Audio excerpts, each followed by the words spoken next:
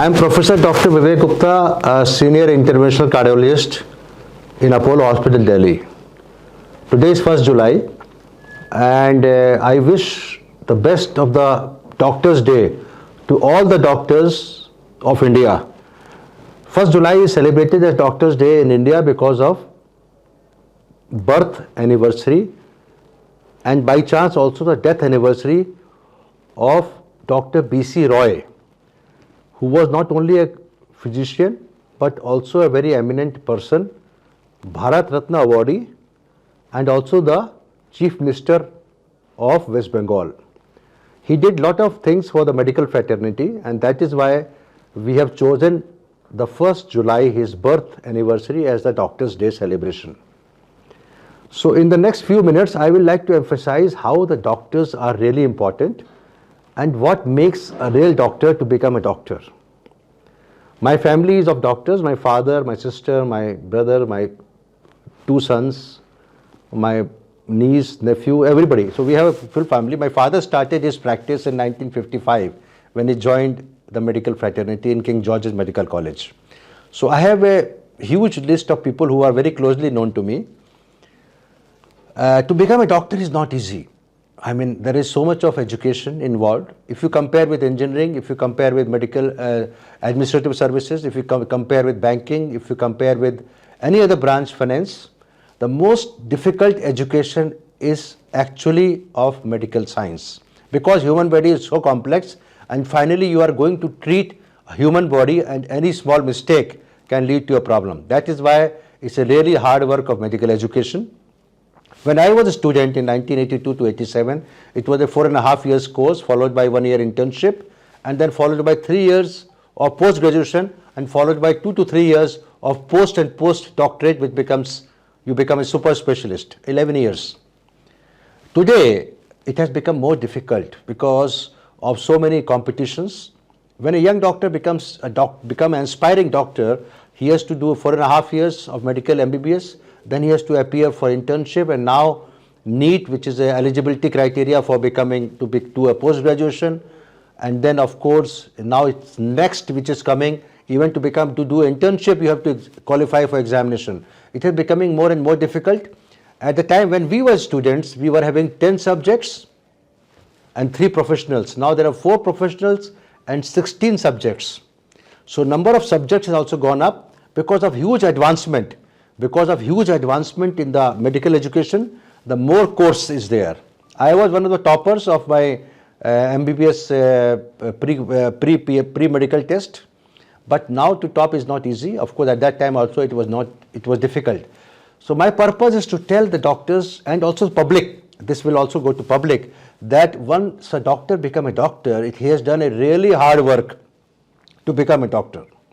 And then of course you have to do either you start a practice, medical practice, private, or you join a government setup where also the salaries are not so high. What I mean to say is that on Doctors' Day, I am not discouraging people to become doctor, but I am telling the public as such that once a doctor is qualified doctor, he has done a huge work behind that. Sometime a patient comes to you, he says, okay, you have written a prescription of 5 medicines or 4 medicines. It is so simple.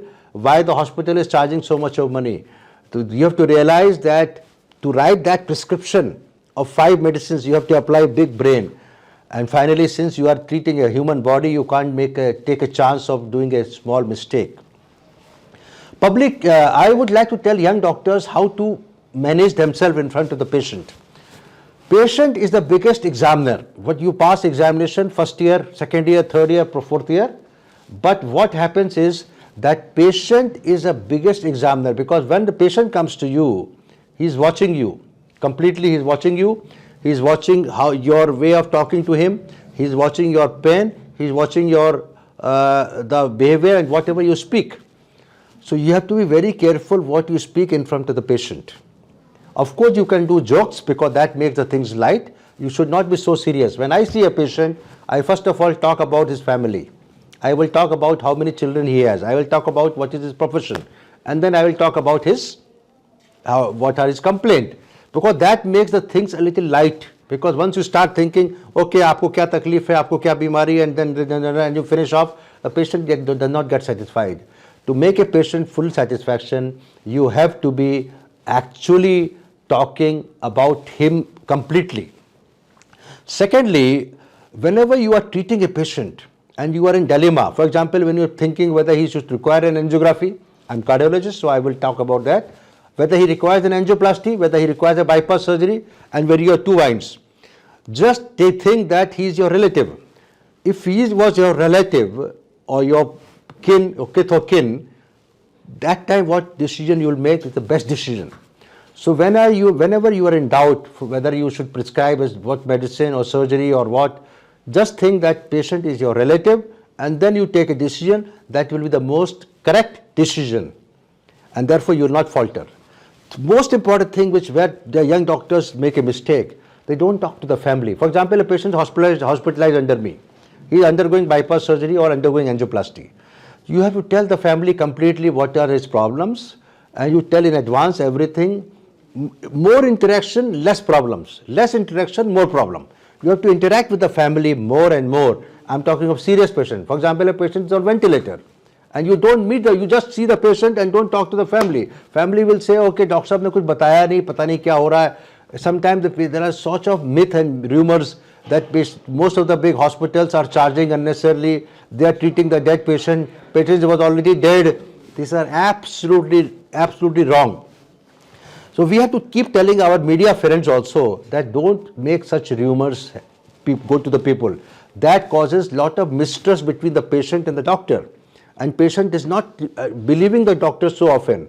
So I think the media friends should know that doctor is actually doing the best. He cannot save every patient. Of course, there are limitations. But I tell again the doctor's friends that if you do your best, the chances of survival will be better. So if you have to come in the night at 11 p.m., you have to do your best. I give you one example, very recent example. A serious patient came to me recently at around 9 p.m. I had a train to catch at 11:30 to go somewhere else. I was in two minds. What should I do? Because this patient was referred to a very senior minister. And I had to see the patient. Patient was almost dying. I saw the patient in emergency at 9 p.m., 9:30 p.m. I immediately dictated all the medicines. I thought I will be able to save. I told the patient family that he is not likely to survive. He was in shock, cardiogenic shock. He required ventilation. He was gasping. So we did the best. We did the ventilation. We did intra-aortic balloon pump next day. And finally, this patient underwent angiography. And he required so much of blockages, so angioplasty was not possible. And we did the bypass surgery, and he was discharged recently. And the patient family was touching my feet. What I mean to say, if you interact with the patient, if you interact with the family more and more, tell everything transparent. Don't hide anything. Write everything on the file. Patient will have full trust on you and he will not go to anywhere else. So what I mean to young doctors should understand that medical practice is not only a science, but it's also an art. And what is the art? Art is to talk to the patient, to talk to the family, to tell the thing, and tell him, give him full trust. Talk to him in the middle of the night. Pick up the calls. Try to answer the WhatsApp, although it's not easy. That's why doctors do not have their personal life. Of course, once you become a doctor, you have to sacrifice some of your personal life. Then only your patient will have full trust and you will be more successful. One extra life saved is a boon to you. He may not pay you anything. If I take rounds for 5 times, I will not be paid 5 times. But I get satisfaction. Most important thing is, if you are satisfied by your profession, if you feel that whatever you have done is the best, this patient, you cannot save everybody. If you have done the best thing, God is also watching you and He's saying, okay, this doctor has done the best, although he could not save life. But if you do the best, if you try a little harder than other people or then the chances of survival also improves. One small mistake and one small change, not mistake, one small judgment can change the life from life to death. And life is very precious. For him, that patient is somebody's father, somebody's son, somebody's husband. So we have to be very careful to taking decision. When in dilemma, think that this patient is your family member, take the right decision.